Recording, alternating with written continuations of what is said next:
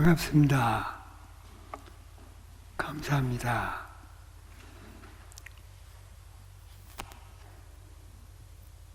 가을이 깊었네요.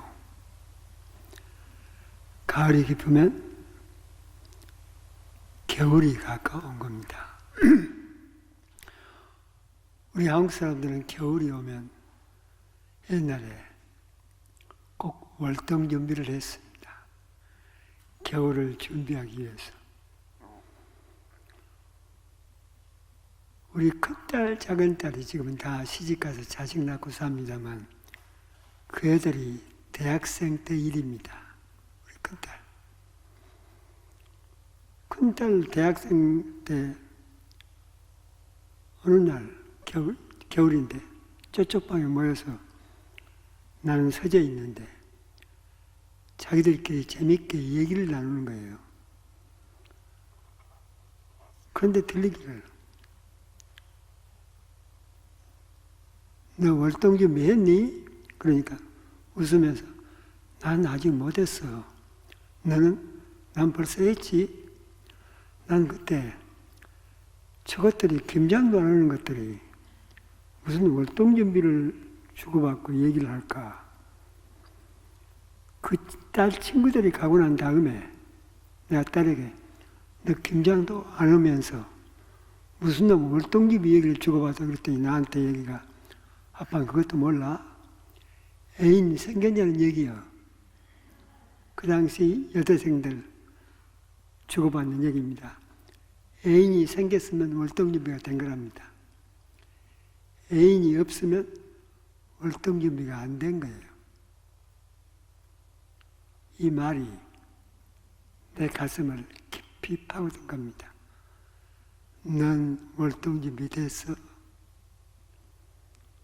마음을 나누는 사람, 사랑을 나눌 수 있는 사람이 내 옆에 있으면 아무리 추워도 문제가 안 돼. 그런데 내 마음을, 사랑을 나눌 수 있는 사람이, 마음을 주고받을 수 있는 사람이 내 옆에 없으면 아무리 돈 많아도 소용이 없어. 여러분, 월동준비 됐어? 여러분이 가장 외로울 때,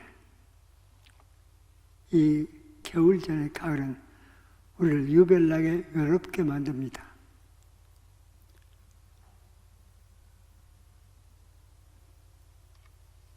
여러분 주위에 마음을, 사랑을 깊게 터놓고 나눌 수 있는 사람이 있습니까? 있으면 월동준비가 된 겁니다. 그러나 그런 사람이 여러분 옆에 없으면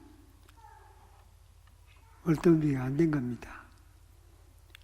월동준비가 안 되면 춥습니다. 추워. 영하 10도, 15도의 사람을 밖으로 오래 내놓으면 자동적으로 체온이 내려가서 죽습니다.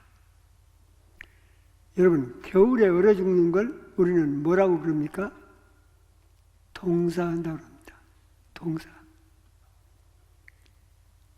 이대 목동병원의 문 교수님이 남자인데 15년 동안 여자 암 환자만 계속 연구하는 겁니다. 15년 동안 1000명 가까운 숫자입니다. 그들이 왜 암에 걸려왔던가? 주위에 사람이 없는 거야. 마음을 깊게 터놓고 나눌 수 있는 사람이 없는 거야. 부부가 함께 살아. 그런데 마음을 주고받을 수가 없어. 그래서 마음이 어려워. 그래서 암이 와. 문 교수는 암 걸린 사람 거의 전부 다가 마음에 겨울이 온 사람들이야. 월동 준비가 안 된 사람들입니다. 여러분, 예수님이 왜 오셨어? 예수님, 여러분 마음이 추울 때 월동연비 해주러 오신 겁니다. 제가 잘 알고 있는 의정부에 국회의원을 3선인 한 내가 존경하는 참치는 최 선생이 있었습니다. 그때는 70대 중반이었네요, 그분이. 어느 날 갑자기 아내가 심장마비로 세상을 떴습니다. 최 선생은 6남매를 두었습니다. 아들 셋, 딸 셋. 3명은 의사고 3명은 교수입니다. 잘 키웠습니다. 근데 아내가 죽고 난 다음에 그날 저녁에 그 최 선생이 방 안에 혼자 누웠는데 아내가 시체라도 방에 있었으면 좋겠다고는 생각을 아내 때문에 잠을 들 수가 없습니다. 새벽까지. 새벽 2시인가 됐는데 6남매가 저쪽 방에서 같이 있는 걸 알았는데 그 자식들이 싸움판이 벌어진 거야. 막 욕소리가 터져 나오고 큰 소리가 나오고 악을 쓰고 그 저놈들이 왜 저러나 하고 가만히 들어보니까 누가 아버지를 모실 거냐. 서로가 아버지를 안 모시려고 하니까. 그때 최 선생이 입에서 나온 얘기가 내가 저 새끼들을 어떻게 키웠는데 내가 저 새끼들한테 어떻게 했는데 지 엄마 죽고 살려 먹고 와서 그날 저녁에 아버지를 누가 모실 거야 이거 저렇게 싸워. 그때 마음이 탁 얼어붙습니다. 그 다음날 최 선생이 아침 먹고 집을 나갑니다. 어디로 간다는 말 안 했습니다. 그런데 저녁이 돼도 안 와. 고향을 갔나? 누구 아는 분을 갔나? 이제 오시겠지. 밤에도 안 왔습니다. 아마 주무시고 내일 어디 며칠 있다 오실란가. 그리고 그 다음날 6남매가 어머니 묘소 인사를 가는 겁니다. 어머니 묘소에 갔더니 아침 일찍 가봤더니 아버지가 묘 앞에서 쓰러져 죽어 있는 거야. 아버지를 병원으로 옮겼습니다. 병명은 심장마비요. 의학적인 진단은 심장마비입니다. 그런데 내 진단은 달라. 동사요. 마음이 추워서 얼어붙은 거야. 그렇게 살아가면서 키웠던 자식들한테 버림받는 겁니다. 배신을 당하는 겁니다. 그때 사람은 못 견딥니다.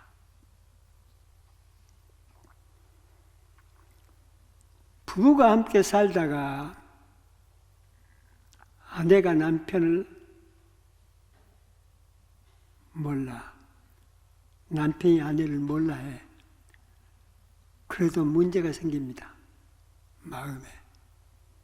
거창 남자, 잘생긴 남자입니다. 연대 나왔습니다. 키가 큽니다. 그때는 80년대는 신촌 어느 집에서 하숙했습니다. 그 하숙집이 감리교 장로님 댁이요. 그 장로님 댁은 딸이 있는데 서울대를 다니고 있었습니다. 근데 그 집에서 4년 동안 하숙을 했는데 장로님이 보니까 너무너무 욕심나. 사람이 좋아. 사윗감으로. 그래서 자기 딸하고 함께 졸업을 한 다음에 결혼시킵니다. 그리고 신촌 그 부근에다 아파트 하나 사서 살림을 차려줍니다. 이제 부부잖아요. 그리고 연대를 나오고 그 거창 남자는 삼성에, 수원 삼성에 바로 취직을 출근합니다. 그런데 출근을 하는데요. 몇 시에 출근하느냐? 아침 6시 밥 먹고 바로 출근합니다. 언제 퇴근하느냐? 밤 11시가 넘어야. 근데 이게 언제야? 장로사인데 주일이 없어. 토요일이 없어. 서울대를 안 나가고 연대를 나왔기 때문에 자기가 출세하는 길은 회사에 충성하는 길밖에 없다는 거야. 매일 일찍 나가서 회사 일을 해. 그게 1년 365일이요. 특별한 명절날만 빼놓고. 그런데 이 아내가 신혼살림인데 남편 얼굴을 볼 수가 없는 거야. 밤 11시 반에 들어와. 그때야 남편 얼굴을 보니까 남편한테 말 한마디 걸어보려고 말을 걸면, 여러분, 경상도 남자들이 하는 말투가 있습니다. 쳐라, 피곤타, 찾아. 이 세 마디입니다.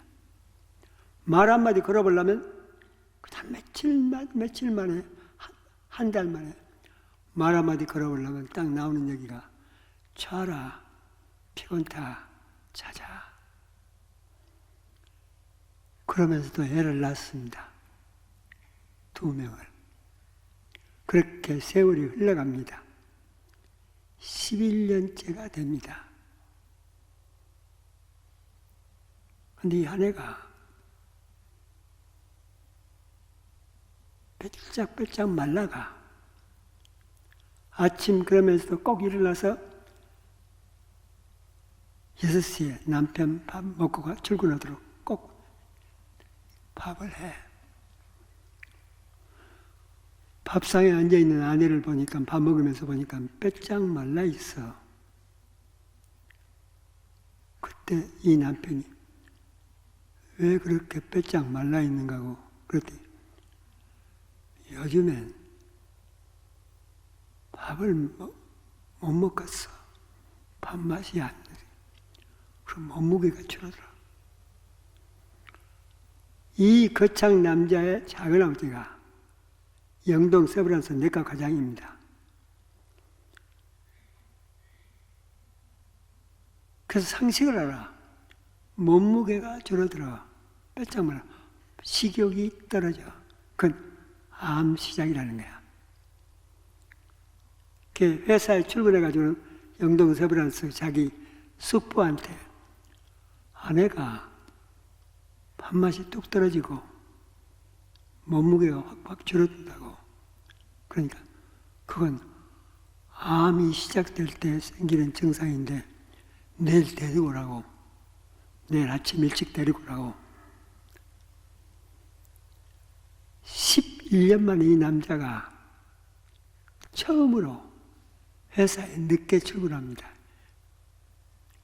아침 7시까지 아내를 태우고 영동 세브란스 자기 작은 아버지 숙부한테 맡깁니다. 그리고 자기는 회사에 나갑니다. 11년 만에 처음으로 회사 수원에서 삼성에서 5시에 퇴근합니다. 영동 세브란스 아내 만나려고. 영동 세브란스에 도착을 했더니 숙부가 기다리고 있는데 아내는 다른 병실에 있다고 그러고, 정밀검진 결과가 안 나왔는데 보나 마나야 암이야. 본인한테 얘기 말으라고. 암이라는 얘기 하지 말으라고 상처받을 거니까 이 약 가지고 집에 가서 경과를 보자고 약을 한 달분을 지어주더래요. 그때 이 아내를 데리고 집으로 옵니다. 오면서 아무 말이 없습니다. 그때 이 거창 남편이 어떤 생각을 하느냐. 내가 너무했네. 아내한테. 이제부터 아내가, 그때는 암이면 죽을 때니까, 80년대 암이면 죽을 때입니다. 아내가 죽는다니까. 죽기 전에 아내한테 내가 해줄 일이 있다. 그러면 회사에 정시에 퇴근하는 겁니다. 그 다음 날부터 아내가 해준 밥 먹고 출근해서 11년 만에 처음으로 5시에 퇴근했는데 7시에 신촌 자기 아파트에 도착하는 거야. 저녁 7시에 아파트 문을 딱 열고 들어오니까 이 아내가 깜짝 놀란 거야. 아내가 일찍 들어오는 사람이 아니에요. 근데 일찍 들어온 거야. 놀란 겁니다. 그러면서 얘기가 저녁은 했더니 안 먹었다고. 이 아픈 아내가 저녁 밥상을 차려냅니다. 아무 말 없이 밥을 먹어. 그리고 밥 다 먹고는 아무 말이 없습니다. 아이들 둘이 있기 때문에 기어다니는 놈, 좀 걸어다니는 놈. 방을 문을 텄습니다. 이 방, 저 방. 이 남편이 저녁밥을 먹고는 저 방으로 가서 자기가 열을 꺼내. 그리고 요 위에 누워. 그리고 벽을 향해서 신문을 들더니 벽을 향해서 신문을 봐. 아무 말이 없이. 그때 아내는 몸이 안 좋으니까, 컨디션이 안 좋으니까 이쪽에서 아이들하고 누워서 곰곰이 생각을 합니다. 일찍 들어오는 놈이 아니요. 근데 일찍 들어온 겁니다. 이상해. 왜 일찍 들어왔을까? 그 다음날 또 똑같이 6시에 아내가 밥 해주니까 먹고 6시에 출근합니다. 그런데 놀란 것은 그 다음날 또 7시에 딱 들어온 거야. 그때 아내는 털컥합니다. 저놈이 일찍 들어온 놈이 아닌데 무슨 큰일이 일어난 거야. 남편한테 큰일이 일어난 거야. 그래서 말을 못 하겠더래요. 남편이 남편은 아무 말이 없이 저녁밥만 먹고, 저녁이니까 안 먹었다고 해서 밥 해주니까 먹고는 저 방에 들어가서 자기가 요 깔고 신문을 들고 벽에 신문을 들고 아내는 아이들과 함께 누워서 저놈이 일찍 들어온 놈이 아닌데 왜 일찍 들어왔을까? 그 다음 날 3번째 날도 똑같이 출근했고 저녁 7시에 퇴근하는 겁니다. 그때는 이 아내는 확신이 듭니다. 저놈이 회사 쫓겨났어. 저놈이 회사 쫓겨났다고. 그리고 출근하는 것처럼 시실 돌아다니다가 저녁에 퇴근하는 거야. 그날 또 이 남편은 저녁 먹고 아무 말이 없이 저 방으로 가서 열을 깔고 신문을 읽는 겁니다. 이 아내가 틀림없이 쫓겨난 거야. 그리고 아이들 안고 누워있다가 남편 쪽을 바라보는 거예요. 근데 보니까 남편이 벽을 향해서 신문을 읽는데 신문을 보는 게 아니에요. 계속 수건으로 눈물을 닦아. 훌쩍훌쩍. 계속 그렇게 혼자 훌쩍훌쩍 눈물을 닦고 있는 모습을 보면서 그때 이 아내는 웜에 저놈이 진짜 쫓겨났네. 그리고는 그쪽으로 기어갑니다. 기어가서 남편을 확 어깨를 제끼면서 똑바로 얘기해. 회사 쫓겨났지? 그럴 때 이 남편이 일어나 앉으면서 아내 손을 잡는 겁니다. 아내 손을 잡으면서 눈을 보니까 남편 눈이 고춧가루 뿌리는 것처럼 새빨갛더래요. 많이 울어서. 아내 손을 잡고 하는 얘기가 내가 네한테 너무해서 네가 이렇게 망가져버린 거야. 내가 네한테 너무해서 네가 이렇게 망가져버린 거야. 그때 이 아내는 너무너무 궁금했대요. 자기가 어떤 증상인가. 결과를 못 들었으니까. 남편이 그렇게 말을 하는데 이 아내는 내가 죽는구나.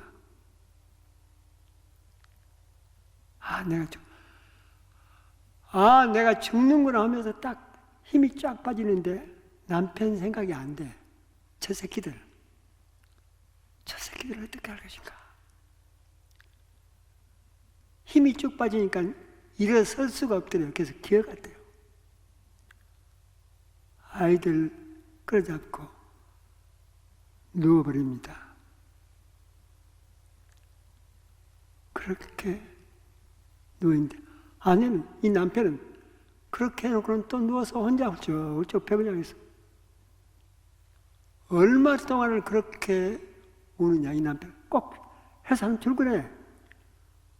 그리고 저녁 퇴근하면 꼭 이 아픈 아내가 밥을 해줘야 먹어. 밥 먹고는 똑같이 저쪽으로 가서는 또 배고냐고 있어. 그 보지도 않는 신문을 왜 들여? 신문 들고 훌쩍훌쩍 울어. 이 아내는 그 다음날부터 뭘 느끼느냐? 저것도 남편이라고. 내가 죽는다니까 저렇게 울고 있네. 저것도 남편이라고. 내가 죽는다니까 저렇게 울고 있네. 그때 남편 마음이 느껴지는 거야. 남편의 마음이, 무거운 사랑이 가슴에 깊이 와닿습니다. 그때부터 이 아내 눈에서 눈물이 톡톡 떨어집니다. 남편이 자기를 생각하면서 울고 있는 그 남편의 마음이 자기에게 와서 그것이 눈물이 돼서 나와. 11년 동안 꽁꽁 얼어붙었던 이 아내의 마음이 녹아. 그 남편 말 한마디 없이 울고 있는 모습 보면서 2달 반을 그렇게 울었대요. 남편도 아내도. 그런데 어느 날 이 아내가 일어나서 새벽밥을 지어가지고 남편 밥 먹는데 자기도 시장기가 된다고 요즘에. 그러면서 밥을 물에다 말아서 남편 앞에서 훌쩍훌쩍 먹고 있더라고요. 보니까 얼굴이 뽀송뽀송 피어나. 그래서 그 아내를 데리고 영동 세브란스에 다시 갑니다. 지난번 정밀검사 결과는 안 좋았습니다. 이번 다시 2달 반 만에 정밀검사를 하는데 암세포가 하나도 안 보인답니다. 그래서 암에서 벗어났습니다. 겨울이 되어서 남편이 자기 마음을 안 알아주니까 11년 동안 얼어붙었던 마음이 그 남편의 말 한마디, 남편의 눈물 보고 마음이 녹아진 거예요. 여러분, 꽁꽁 얼어붙었던 땅에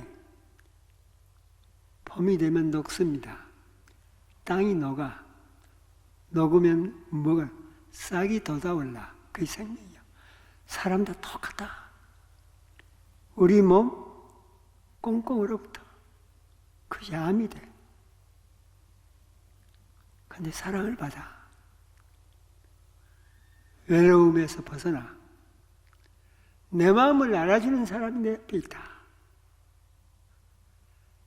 나하고 함께 사랑을 나눌 수 있는 사람이 내 옆에 있다. 그러면 얼어붙었던 마음이 녹아져.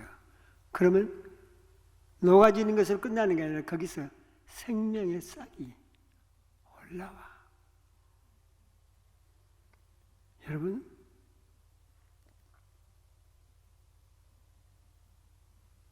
겨울에 떨고 있는 외로운 사람들,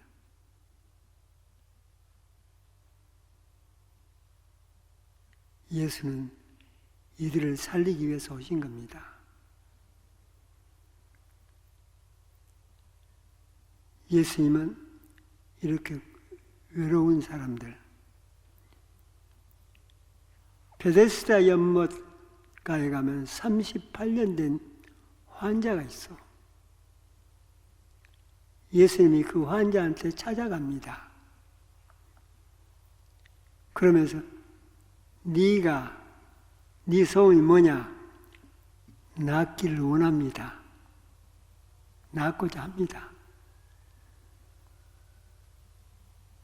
그때 예수님이 네가 나음을 받았다. 일어나라. 그 38년 된 환자가 뭐라는 줄 알았어요? 네가 낫기를 원하네 그랬더니 그런 얘기야. 낫고 싶습니다. 그런데 아무도 내 마음 알아주는 사람이 없습니다. 아무도 나를 도와줄 사람이 없습니다. 사람들이 물이 동을 때 사람들이 나를 집어서 던져주면 낫는데 아무도 없습니다. 나는 외롭습니다. 예수님이 뭐예요? 네 마음을 내가 안다. 이래서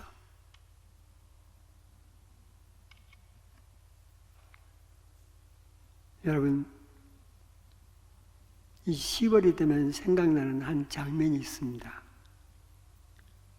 미국의 동부에 가면 보스턴이 있어. 보스턴 시를 좀 벗어나면 장관이 벌어집니다. 어떤 장관이냐? 들국화가 온 들판에서 들국화가 꽉 차게 피어 있습니다. 심지도 않았는데 자연적으로. 여러분, 제주도에 가면 유채꽃이 보이면 그렇게 피어 있습니다. 그와 똑같습니다. 그 들국화 온 들판은 장관입니다. 그런데 오래오래 전에 50대 중반쯤 되는 여자가 혼자 그 들판을 산보를 합니다. 산보를 하다가 문득 누구를 생각합니다. 그래서 들국화를 이렇게 큰 들국화만 꺾습니다. 꺾어서 제발 큰 꽃다발을 만듭니다. 그 꽃다발을 왜 만드느냐? 갖다 줄 사람이 있습니다. 그 사람이 누구냐? 보스턴 정신병원 지하 병동에 독방에 혼자 갇혀있는 12살 된 소녀입니다. 여자. 여러분, 정신병원에 가보면요, 전 미국의 정신병원에서 2년 동안 인턴을 했습니다. 정신병원에 가보면 지하 독방이 있습니다. 지하 독방은 포기한 환자입니다. 의사들도 포기한 환자, 간호사들도 관심이 없습니다. 그러면 바라는 것은 그 환자가 죽기를 바라는 겁니다. 왜 독방에 보내느냐? 너무너무 다른 환자들한테 자연 방해를 주니까 들 수가 없는 거예요. 지하 독방에 넣어버립니다. 보스턴 지하 정신병 독방에 12살 된 한 여자아이가 벌써 몇 년째 그렇게 갇혀 있습니다. 그런데 그 여자아이는 특징이 있어. 사람하고 대화를 안 해. 사람을 안 봐. 그냥 또 볼 수도 없어. 장님이요. 사람이 지하 병동으로 들어가면 딱 벽을 향해서 돌아앉습니다. 그리고 어떤 얘기를 하고 어떤 협박을 해도 소용이 없습니다. 꼼짝을 않습니다. 사람하고 일체 관계를 끊어버립니다. 그 소녀가 누구냐? 4살 때 남동생이 2살이 있습니다. 2살 터울로. 4살 때 아버지가 자기 어머니하고 자기 둘을 버리고 집을 떠납니다. 가출. 다시는 안 돌아왔습니다. 아버지로부터 버림을 받습니다. 아버지가 나간 지 2년 후 이 딸이 6살 때 어머니가 폐결핵으로 죽습니다. 어머니로부터 또 배신을 당합니다. 버림을 받습니다. 이 딸. 그리고 6살 된 이 딸이 4살 된 남동생과 함께 보스턴 시립 고아원으로 들어갑니다. 고아원에 들어가서 4살 된 이 동생을 6살 된 이 여자아이가, 누나가 돌봅니다. 날마다 옵니다. 엄마 생각하면서. 그 동생이 슬슬 아프니까 그 아이도 결핵이 있습니다. 그 4살 된 동생이 그렇게 아파하니까 날마다 울면서 하나님 앞에 기도합니다. 동생 치료 고쳐달라고. 8살이 될 때까지 이 누나는 눈물이 말라본 적이 없습니다. 엄마 부르면서 하나님 부르면서 울다가 6살 때 남동생이 죽습니다. 고아원에서.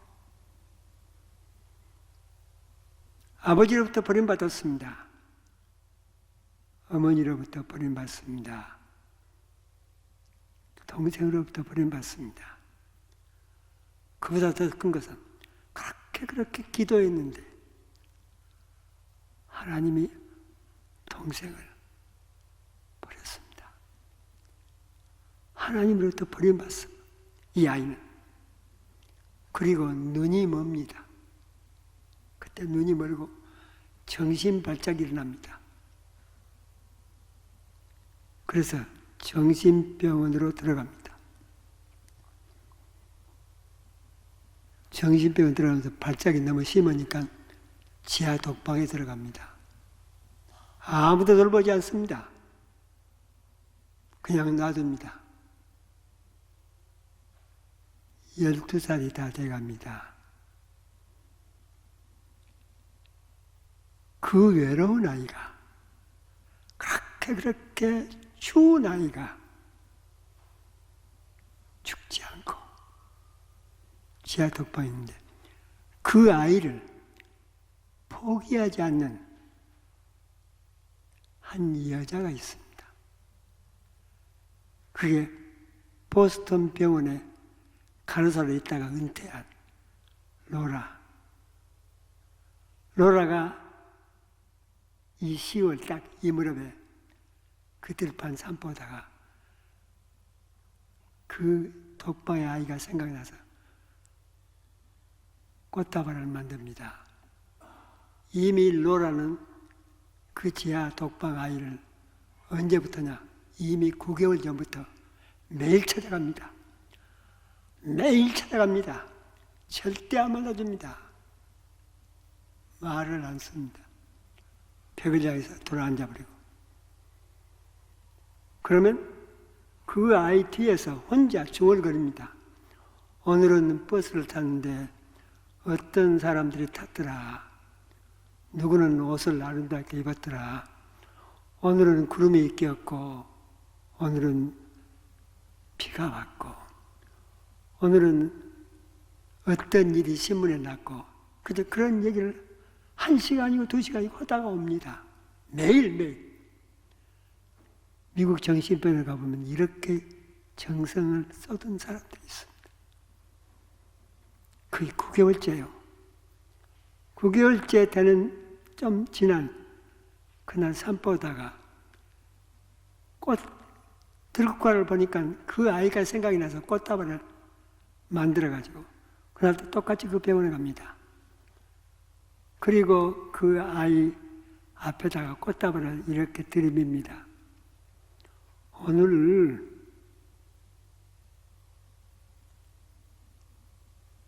시내 밖을 나갔는데, 시내를 나갔는데 이렇게 들판에 국화가 아름답게 피어있더라. 네 생각이 나서 오늘 이렇게 꽃다발을 꺾어왔어. 네 생각이 나서 꽃다발을 이렇게 꺾어와서 그랬더니요, 수년 동안 일체 반응이 없던 그 아이가 그때 처음으로 탁 돌아앉는 거야. 돌아앉으면서 안 보이지만 혼자는 얘기가, 내뱉는 얘기가, 내 생각을 다 했어? 내 생각을 다 했어? 놀래가지고 네 생각을 했지. 그때부터 얘기가 2시간, 3시간 이어집니다. 그 다음날 또 계속 얘기가 이어집니다. 딱 2달 반. 그 아이가 태어납니다. 마음이 녹아서. 자기 말 들어주지 않고 쳐다보지도 않고 벽을 향해서 누워버린 그 아이를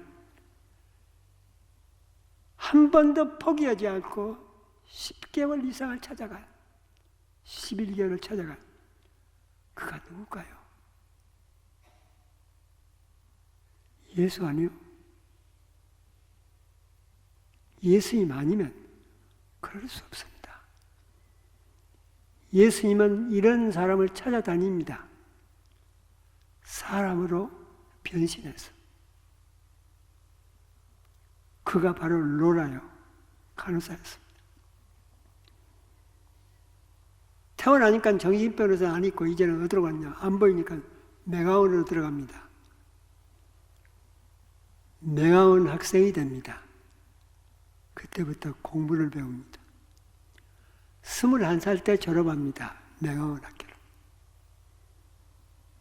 졸업생 대표로 제일 우수한 학생으로 답사를 합니다. 그리고 그 맹아원 들어간 지 2년 만에 14살 때 눈 수술을 받습니다. 그래가지고 절반 시력이 회복됩니다. 희미하게 봅니다. 그 이름이 유명한 앤 설리반이요. 설리반이 21살에 맹아학교를 졸업했는데 그때 그 학교에, 맹아학교에 아주 어려운 부탁이 들어온 겁니다. 누구도 돌볼 수가 없는, 도와주고 싶어도 도와줄 수가 없는, 치료가 불가능한 한 아이가 있습니다. 태어난 지 2달 만에 열병이 와서 시력을 잃어버립니다. 청력을 잃어버립니다. 그러면 장님이 되고 귀머리가 됩니다. 아무것도 모를 때 눈 멀고 귀가 멉니다. 이건 방법이 없습니다. 이 아이가 5살이 됩니다. 볼 수도 없고 들을 수도 없는 이 아이가 아주 난폭하게 막 뭘 붓고 그러니까 이 부모가 맹아원에 찾아와서 우리 아이를 돌볼 사람을 구한다고. 교장이 앤 설리반한테 네가 이 아이를 좀 돌봐 줄 수 있겠냐? 제가 가겠습니다. 어떤 의사도 어떤 선생도 어떤 목사도 누구도 이 5살 된 이 아이를 도와줄 길이 없습니다. 다 포기했습니다. 앤 설리반이 이 아이를 붙들고 발버둥 칩니다. 기도하고 제일 먼저 가르친 게 손으로 찬물을 딱 그 아이 손을 찬물에 집어넣습니다. 그리고 뺍니다. 그 다음에 아이 손가락을 잡아서 영어 글자 코 cold, 차다고 쓰게 만들고, 그 아이가 벙어리고 귀머거린 그 아이가 나중에 앤 셀리번한테 배우고 치료돼서 세계적인 명문 하버드 대학을 졸업합니다. 졸업장을 받을 때 그 아이가 그렇게 울더래요. 그 이름이 헬렌 켈러예요. 헬렌 켈러가 졸업장을 받으면서 우는데 통곡을 하는 겁니다. 그런데 그 헬렌 켈러를 그렇게 만드는 앤 셀리번이 저 뒤에 서서 그렇게 함께 통곡했다고. 미국 200년 역사상 두 영웅이 있습니다. 변함이 없는 두 영웅이. 한 사람은 미국의 기적을 만들어낸 앤 셀리번, 영웅 교육자. 헬렌 켈러는 세계적인 영웅으로 빛을 발합니다. 두 영웅. 헬렌 켈러한테 앤 셀리번은 누굴까요? 예수님이요.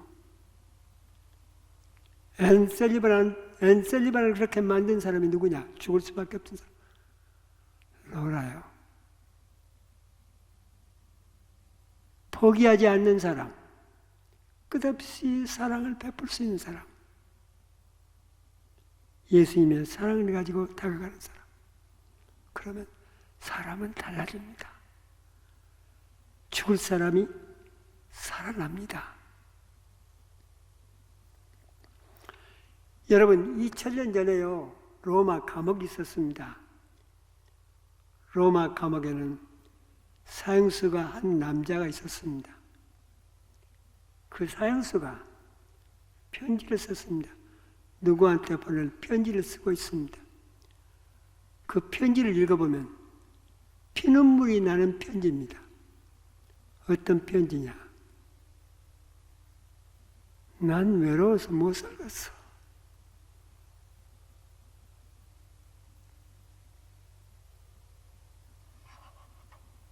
그렇게 나하고 함께 철석같이 믿었던 내 동지, 목숨을 바쳐놓고 함께 살아가기로 약속한 내 동지, 대만은 데살로니가로 떠나버리고 나를 버리고, 버린다는 말을 꼭 씁니다. 그레스게는 갈라디아로 떠나버렸다는 나를 버리고. 왜냐? 그때 예수 복음을 전한다는 사실은 목숨을 내걸어놓고 하는 일이라. 하다 보니까 처음 마음은 굳었는데 너무너무 위험한 거예요. 그러니까 바울을 버리고 떠나버립니다. 기도는 달마대로 나를 버리고 떠나버렸다. 전부 다 이 편지. 누구도 나를 배신하고 떠났다.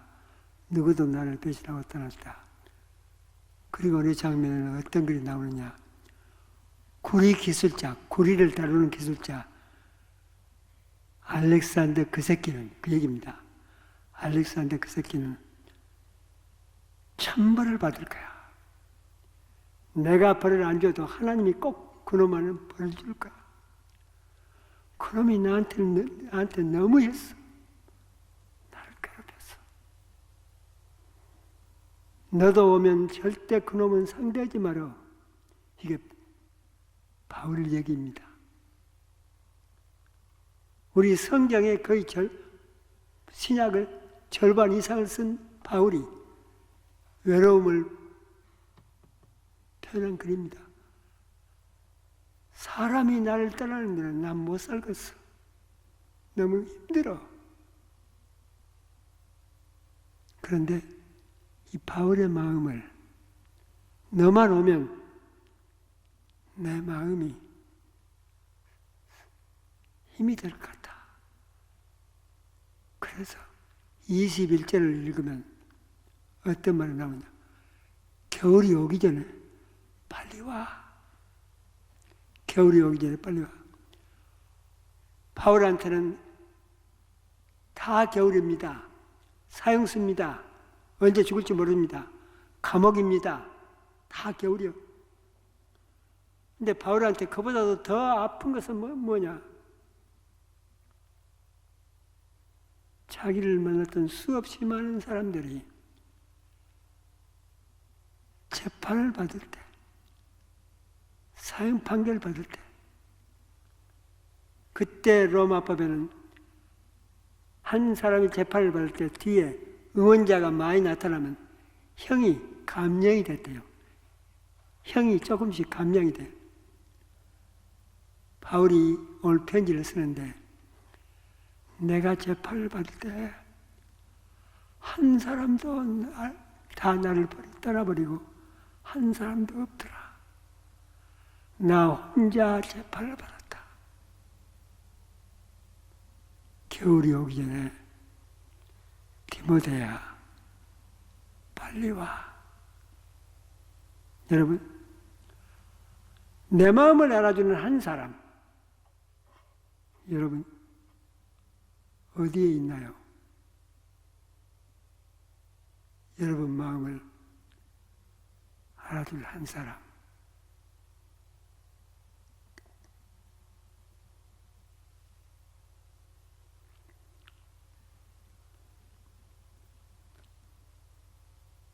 제가 알고 있는, 제가 목포고등학교를 나왔습니다. 목포고등학교를 나왔는데 저하고 2년 선배, 나보다 2년 선배, 내가 최이라고 부릅니다. 그분은 한양대학교 교수입니다. 이모영 교수입니다. 그 최영하고 나하고는, 최 교수님하고 나하고는 참 친했습니다. 형님, 동생하고. 둘이 언제든지 만나면 그렇게 좋았습니다. 그리고 천사 같았고.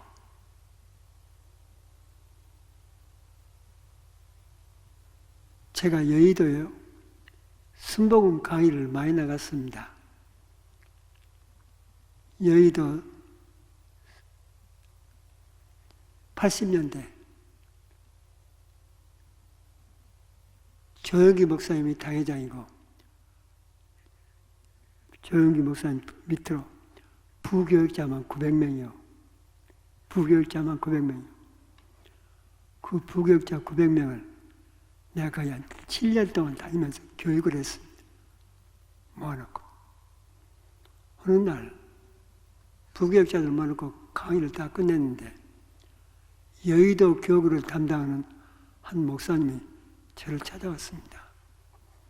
저를 찾아와서, 목사님 고향 여자가 지금 여의도 아파트에서 죽어가고 있습니다. 한번 가서 기도해 줍시다. 나는 고향을 사랑합니다. 우리 섬여도, 내 고향이 섬이거든요. 목포가 아니고 신안군 정도면 아주 적은 섬이요. 근데 중도 섬에서 어떤 여자가 여의도 아파트까지 출세할 여자가 없어. 아무리 생각해봐도. 누굴까 하고 따라가 봤습니다. 그 집을 3층을 걸어서 올라갔습니다. 현관문을 열고 이렇게 들어가는데 도우미 아줌마가 문 열어줘서 들어갔는데 그 거실 벽에 가족사진이 딱 붙어 있는 거야. 그 가족 사진을 보면서 얼마나 놀랐는지. 그게 내가 그렇게 좋아했던 한양대학교 최 교수 가정이에요, 그게. 최 교수. 보니까 방에 누워있는 그 여자가 최 교수 아내래요, 부인이래요. 난 한 번도 만나본 적이 없습니다. 집에를 안 가봤습니다.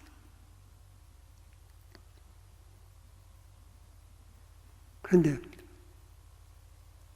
여의도 그 목사님과 함께 방을 들어갔는데 대소변을 받아냅니다. 대소변을 받아내면 병원으로 데리고 와야지 왜 여기다 두었느냐. 최 교수님 동생이 여의도 성묘병원 부원장입니다. 병원. 중용은 직접 의사입니다.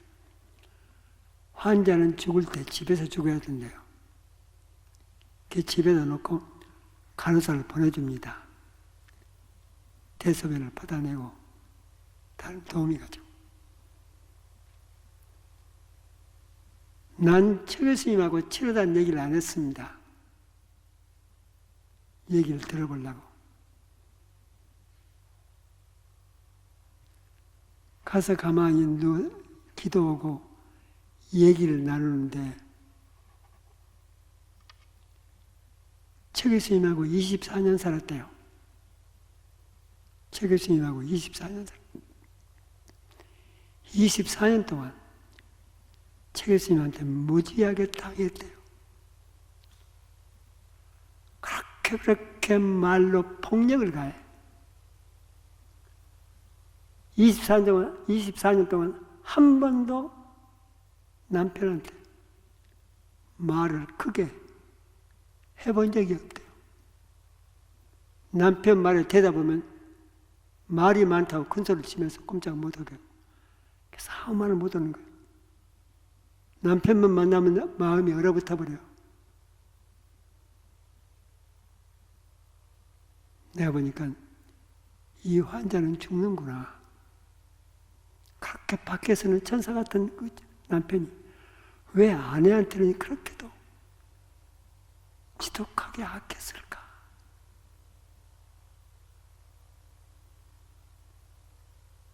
이 치유 상담을 공부한 저로서는 미국에서 10년을 병원에서 살아본 저는 이 환자는 사람이 죽인 거예요.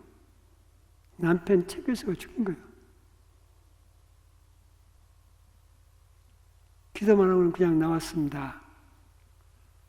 밖에서 차 안에서 앉았는데 도저히 견딜 수가 없는 거야. 이건 살인이요. 사람을 죽여. 그것도 내가 가장 좋아하는 최 교수가. 나도 모르게 차를 몰고 한양대로 쫓아갔습니다. 전화 안 했습니다. 있든 없든 무조건 찾아갔습니다. 없으면 편지라도 써놓고 오려고. 딱 최 교수 연구실로 들어갔는데 있는 거야.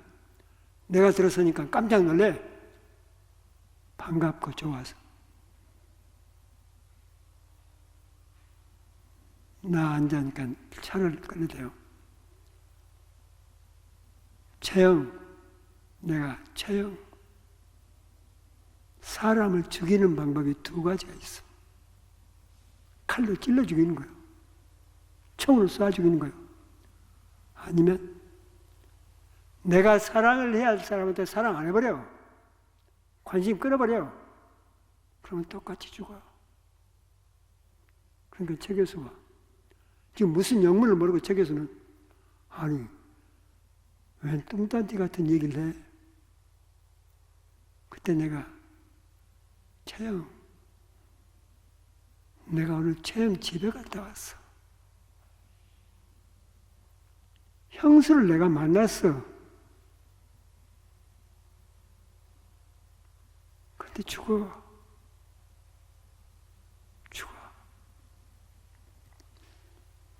내가 그 최 교수님 아내를 만나고 제일 가슴 아픈 얘기는 40살이 넘으면서부터 슬슬 몸에 병이 들더래요. 40살이 넘으면서 병이 드니까 최 교수가 방을 안 들어오더래요. 함께 잠을 자야 되는데 냄새 난다고 안 들어오더래요. 8년 동안 그 방을 안 들어갔대요.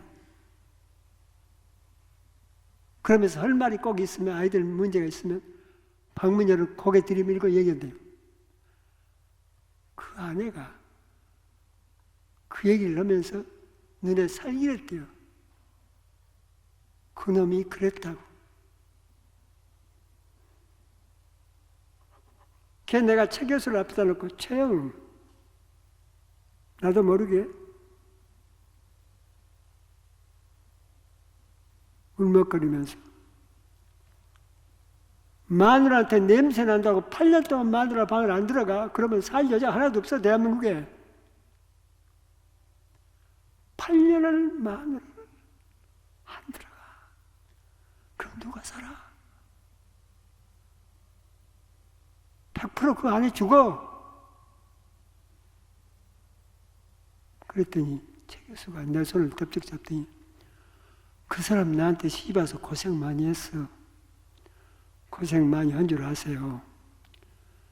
근데 왜 모르냐요. 알면 죽기 전에 가슴에 맺힌 한이라 풀어주고 보내. 그러니까 최 교수가 어떻게 한을 풀어준대. 풀어줄 마음은 있어. 그랬더니 죽은 사람 소원도 풀어주는데 뭘 못하겠어. 그러면 지금이라도 그 방에 들어가.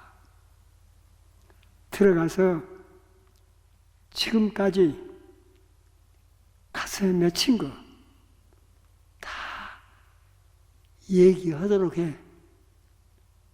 그리고 들어. 절대로 변명 말어.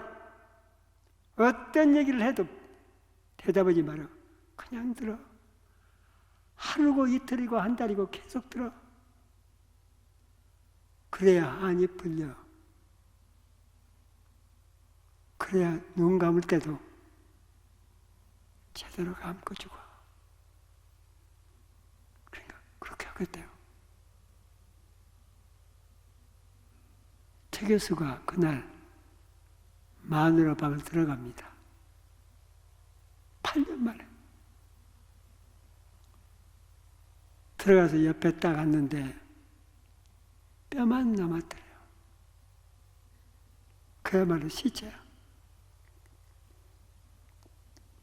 너무너무 안 됐더래요.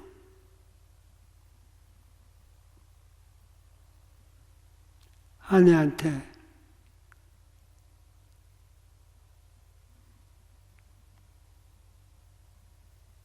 눈물바람 오면서 내가 많이 잘못했다고.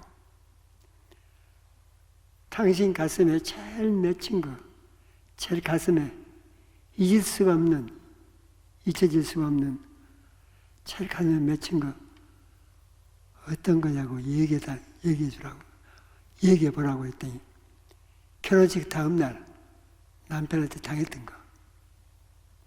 그것도 저녁 7시 반, 결혼식 다음 날 저녁 7시 반. 정확하게 기억하고 있더래요. 여러분, 여자는 24년 전 저녁 7시 반에 무슨 일 당했는가 다 기억하고 있어. 이건 남편들이 많이 없어서 잘 모르겠구만. 그 다음부터 아내가 자기 아픈 얘기를 하는데 최 교수는 깜짝 놀라. 전혀 생각이 안 나.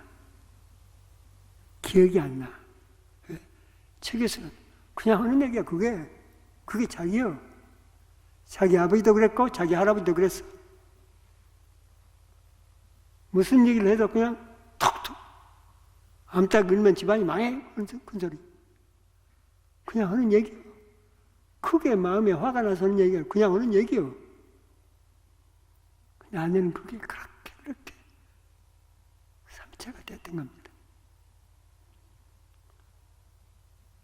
난 최 교수한테 절대로 대답하지, 변명하지 말라고 했는데 아내가 그런 얘기를 할 때마다 최 교수는 눈물을 뚝뚝 떨어지면서 당신이 그렇게 아픈 줄 난 몰랐어. 당신이 그렇게 아픈 줄을 난 몰랐어.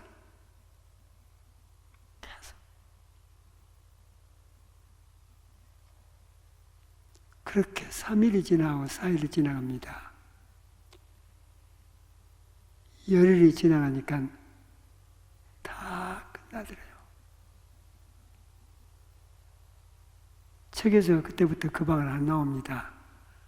학교에서 강의 끝나면 학교에다 얘기하고 바로 집에 갑니다. 간병인 보냅니다. 자기가 간병합니다. 자기가 간병할 때 처음 한 일이 뭐냐? 아내 옷을 이렇게 다 벗기는 거야. 그리고 아내 몸을 씻어주는 거예요. 근데 어떻게 했는데 아내 갈비뼈 사이사이로 까맣게 때가 껴있더래요. 그걸 이렇게 씻어주면서 최 교수가 그렇게 통곡을 합니다. 날마다 날마다. 그런데 어떨 때 무슨 일을 해야 되느냐? 변비가 안 나와. 변비가 안 나오면 최 교수가 대꼬챙이로 그걸 파내. 여러분 그게 똥이요. 근데 최 교수가 그걸 안 버려. 그걸 다 파가지고 손으로 쥐어. 그걸 최 교수가 손으로 쥐고 벽에다가 자기 머리를 이렇게 쥐어박으면서 손을 치면서 우는데 그게 뭐냐? 하나님 우리 정수희 살려주세요. 하나님 우리 정수희 살려주세요. 우리 정수희 살려주세요. 그렇게 우는데 여러분 그때 그 남편 모습을 보는데 그 누워있는 시체가 뭐가 가슴에서 시원한 뭐가 쫙 뚫리더래. 그때가 그랬더냐? 몸이 살아날 때요. 죽어오러 갔던 몸이 살아나기 시작해. 그로부터 3개월 후에 최 교수가 간병인이 집에 조상났다고 전화가 왔더래요. 간병이 빨리 간다고. 최 교수가 강의 끝나자마자 바로 집에 갑니다. 그 아내는 한 번도 움직여 본 적이 없어.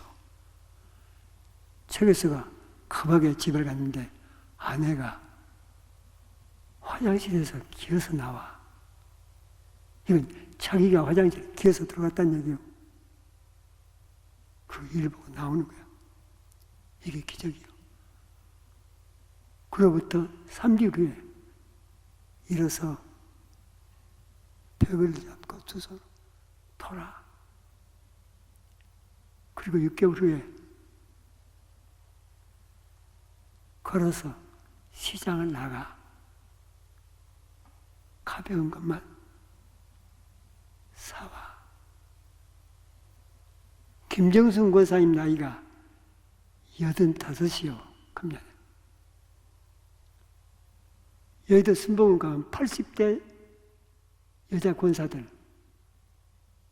클럽이 있습니다. 한강 고수분제 모여서 체조도 오고 걷기도 오고 그게 대장이 김정순 권사요. 그렇게 자기 마음을 몰라주던 남편 때문에 얼어붙었던 그 마음이 남편이 자기 마음을 알아준 사랑에 의해서 얼어붙은 마음이 녹아 봄이 찾아온 겁니다. 여러분 시간이 많이 갔습니다. 아까 우리 이성균 목사님이 문중경 그분이 제 큰어머니라고 소개했습니다. 그분이 남편으로부터 애 못난다고 버림받았습니다.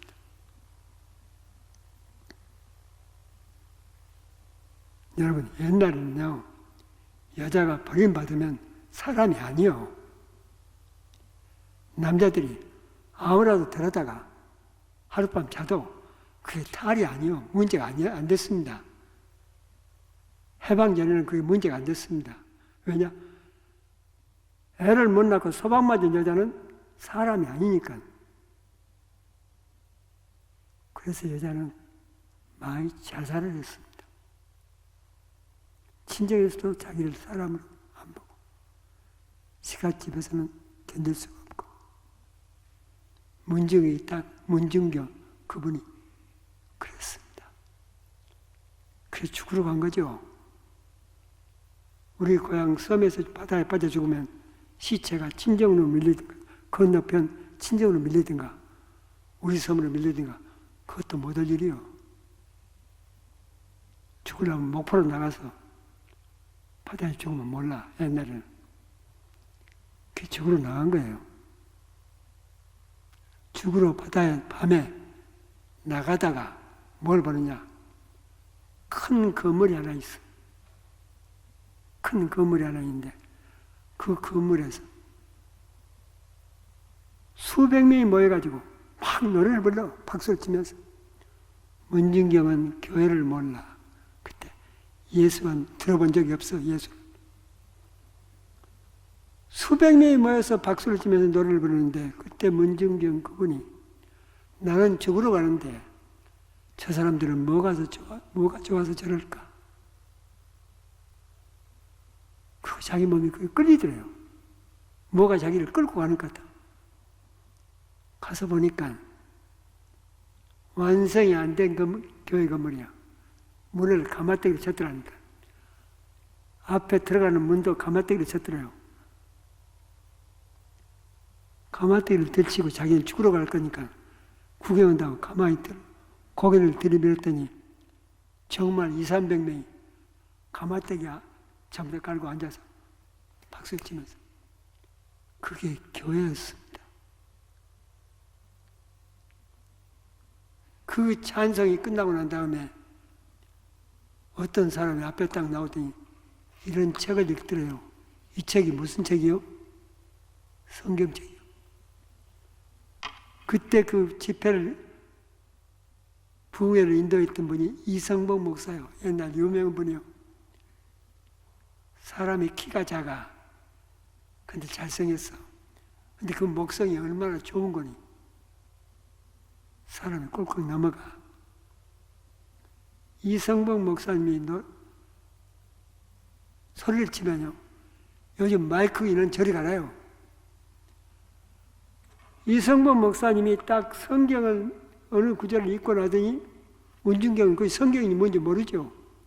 딱 읽더니 소리를 치는데 처음 내뱉는 얘기가 뭐냐. 십살이 하느라고 하나님 맺힌 여인들아 다 내게로라. 내가 너희를 편식게 하리라. 문중경이 얼마나 놀랐는지 자기한테 하는 줄 알고. 두 번째가 뭐냐. 소작살이 하느라고 하나님 맺힌 사람들아 다 내게로라. 내가 너희를 편식게 하리라. 양반 쌍놈에 없는 데서 하나님 맺힌 사람들아 다 내게로라. 내가 너희를 편식게 하리라. 예수에게 오면 모든 문제가 해결된다고. 그 다음부터 이성모 목사님이 얘기를 풀어가는데 문중경 그분 가슴속에 맺히는 것을 다 보는 것처럼 얘기를 해. 그게 못 가. 1시간이 지나면서 문중경은 그대로 서서 울음을 울기를 시작하는데 뭐라고 하면서 우느냐. 예수가 누군디? 예수가 누군디? 나중에는 넘어집니다. 넘어지면서 통곡을 하는데 부흥회 끝나고 사람들이 다 갑니다. 가고 난 다음에도 문중경은 밖에서 그렇게 웁니다. 이성모 목사님과 장로님들이 집회 끝나고 차를 마시는데 여자 울음소리 때문에 자꾸 마음이 끌려. 장로님이 가서 그 우는 여자를 데리고 옵니다. 이성모 목사님이 들어보니까 죽으러 가는 여자야. 지금 내보내면 죽어. 이성모 목사님 모시고 갔던 사람들이 문진경을 함께 다닙니다. 1년 6개월. 1년 6개월 이성모 목사님과 함께 다니던 문진경이 전혀 새로운 여자로 바꿔집니다.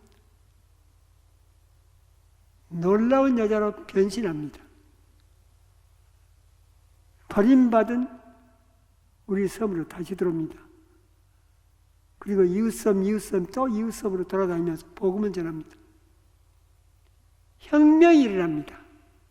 학교가 없던 곳에 아무것도 없던 시절에 문중경에 의해서 젊은 남녀들이 군대처럼 몰려듭니다. 그리고 나도 예수, 너도 예수.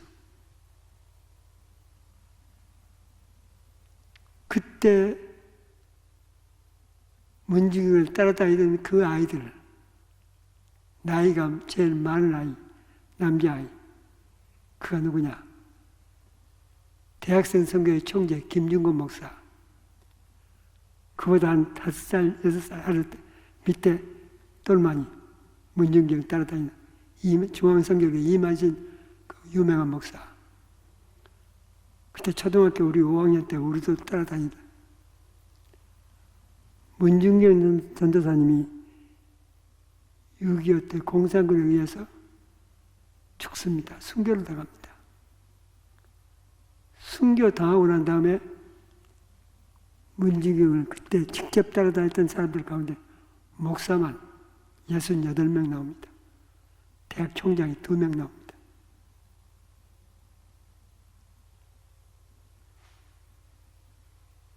여러분, 외로운 버림받은 사람을 누가 포기하지 않느냐? 예수가 포기하지 않습니다. 예수 만나면